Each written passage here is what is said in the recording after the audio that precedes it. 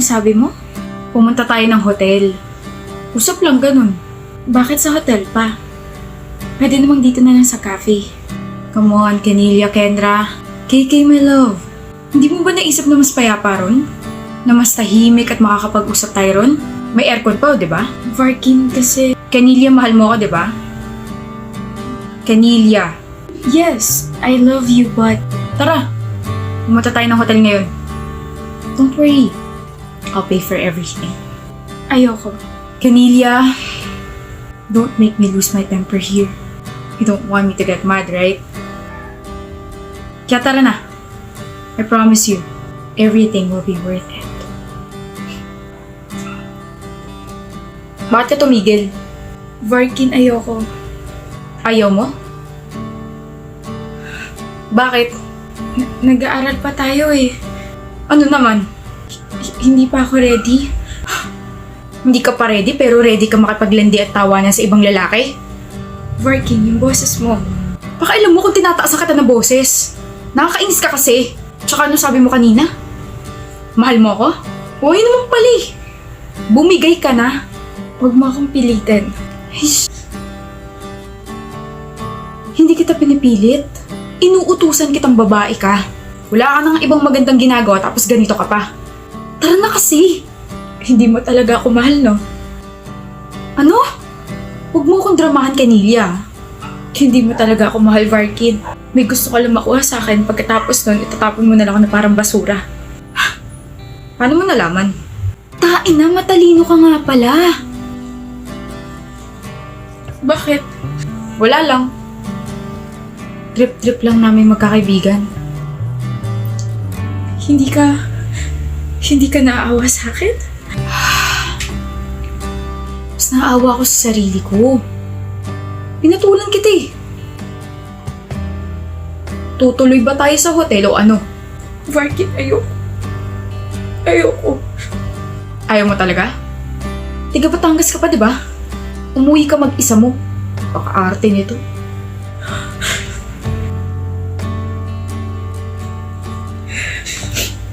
Pangit ang timpla ng mukha mo, Kara.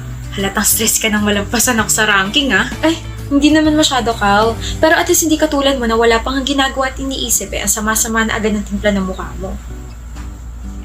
Nakakainis talaga yun. O ikaw, high blood ka na naman kay Kara. Ano? Musta? Tsaka, please lang, huwag mo na akong asarin doon sa manananggal na yun. Hindi naman ako katulad mo. Ano ba kasi yun? Ah, nga pala. Salamat doon sa ginawa mo para sa amin ni Jessie. Medyo na-stress ako sa'yo pero proud na proud ako na nakaamin ka sa harap ko. Anyway, may gusto ka ba? Love life! Gusto ko ng love life. Nakakainis! Sabay pala kami magla-lunch ni Jessie. Una na ako Good luck dyan sa gusto mo. Palagi nila akong tuloy para sa dalawang tao. Paano naman ako na hindi makatawid papunta sa taong para sa akin dahil lang sa ubos na yung pampagawa ng tulay ko? Yoko na nga.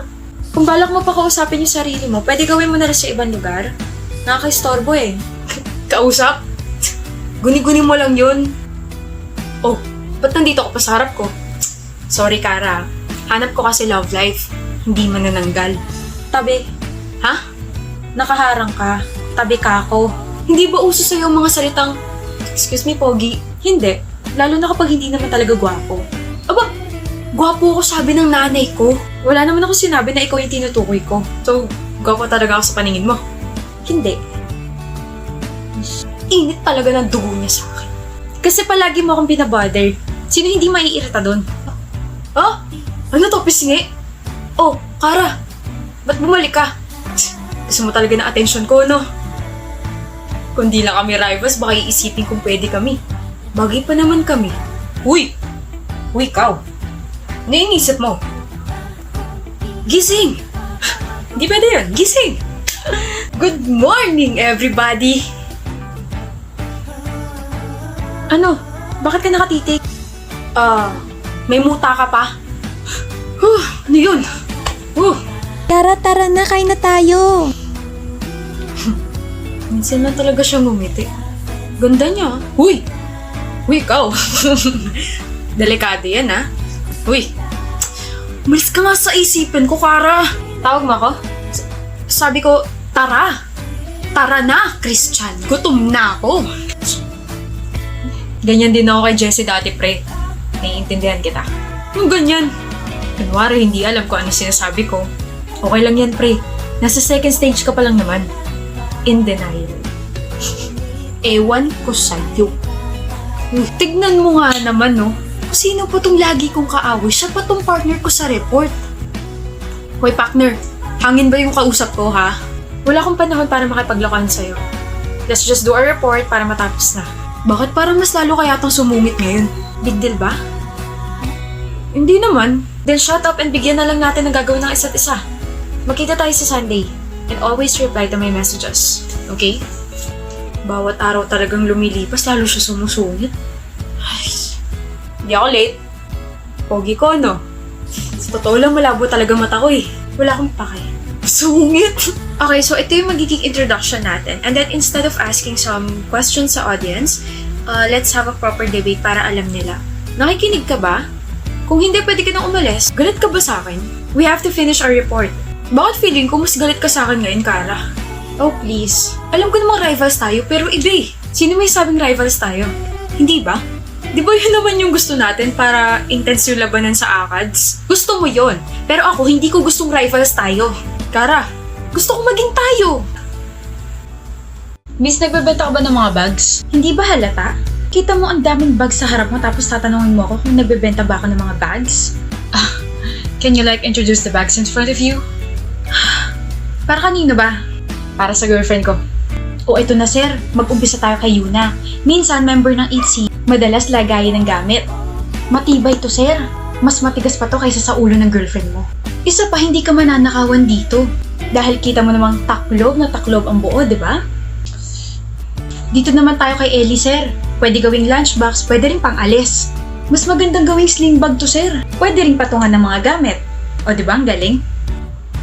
Kung hindi naman boto ang mama mo sa girlfriend mo, ibili mo na ang girlfriend mo nitong si Mia. Tapos, ibigay niya ka mo sa mama mo para pang pag-good shot. Kitang-kita mo naman ba? Pang tita vibe, sir.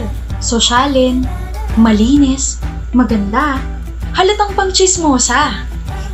Eto, ang liit di ba, sir? Ito si Lucia. Huwag mo tong mamalitin kahit maliit na to. Si Lucia, maliit pero malakas ang dating. Bukod sa cellphone at wallet, kasya rin pati pasensya mo rito dahil sa girlfriend mo, hindi mo maintindihan kung bakit laging galit. O ano, nakapili ka na ba, sir? Si Yuna? Si Ellie? Si Mia? O si Lucia? Gusto ko si Cams. May ganun ka ba? Ako ba pinagloloko mo, ha? Ipangalan ko yun eh. Be naman, umayos ka kasi. Kita mong nagpa-practice magbenta tapos ganyan ka. Ang ganda mo naman kasing seller, love. How am I supposed to choose kung sa umpisa pa lang? Ikaw na palaging pipiliin ko. Magpapanggap ka lang na customer. Di ko naman sinabing landiin mo ko, Rex. Sorry na, ulit na lang tayo. Ayoko na. Ito na lang yung bibiling ko, miss. Si Lucia. Bagay na bagay sa kanya to kasi palaging galit yung girlfriend ko eh. Nantitrip ka ba, ha? Ha? Ano? Talaga ba? Libre na to? Thank you, miss. Love you. Kanina ka pa nag-aantay, Kai? Hindi naman, Vil. Kanina ka pa nag-aantay. Hindi mo na nga maitawid ng maayos yung mga binti mo dahil sa ngalay. Para sa'yo, syempre, kakayanin ko. Akin ang bag mo. Hatid na kita. Dumplings, oh. Sinasagot na kita. Sinasagot na kita, Kai. Talaga? Vil. Para sa'yo, Vil ko. Oh, what's with the flowers? Hindi ko naman birthday. Hindi naman Valentine's Day.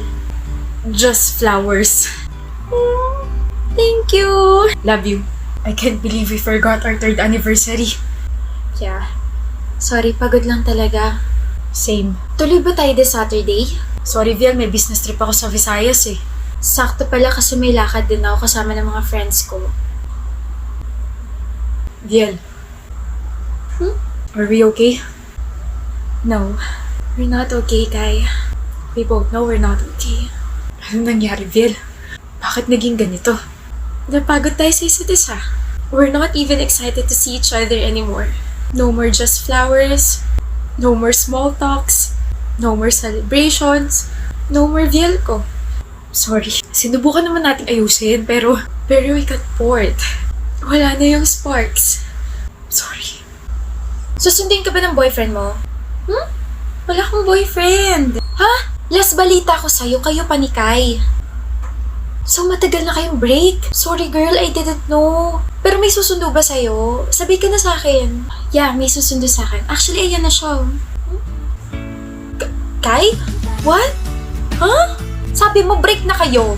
Wala kang sinabi. I just told you na wala akong boyfriend. Husband, meron.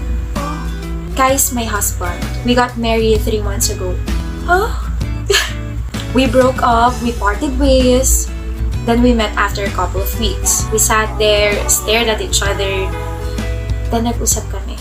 After nun, we realized na it's not all about the sparks. Kasi akala namin kapag nawala na yon, kailangan na tapusin yung relasyon.